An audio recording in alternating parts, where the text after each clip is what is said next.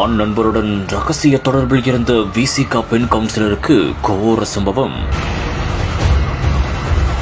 மனைவியின் உயிரை சாரமாரியாக பறித்த விசிக நிர்வாகி. சென்னை திருநின்றவோர் பெரிய காலனி பகுதியைச் சேர்ந்தவர்தான் ஸ்டீபன் ராஜ். இவர் விசிக திருநின்றவோர் நகர செயலாளராக இருந்து வருகிறார். இவரது மனைவிதான் கோமதி 26வது வார்டு விசிக கவுன்சிலராகவும் திருநின்றவோர் நகராட்சி வரி விதிப்பு குழு தலைவராகவும் இருந்து வருகிறார். இவர்கள் 2 பேரும் 10 வருடத்திற்கு முன்பு காதலித்து திருமணம் செய்து கொண்டதாகவும் கூறப்படுகிறது.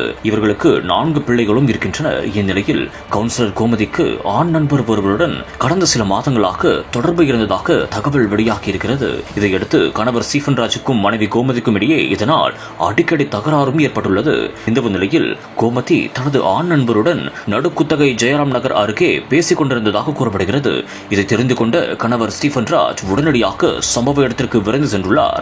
அப்போது மனைவி கோமதியிடம் வாக்குவாதத்திலும் ஈடுபட்டுள்ளார். அந்த வாக்குவாதம் முற்றிய நிலையில் தான் மறைத்து வைத்திருந்த ஆயுதத்தால் மனைவி கோமதியின் உயிரை பறித்துள்ளார். ஆம், அவரை சாரமாரியாக தாக்கியதாக கூறப்படுகிறது. இதனால் சம்பவ இடத்திலேயே விசிக கவுன்சிலர் கோமதி உயிரிழந்ததாகவும் கூறப்படுகிறது.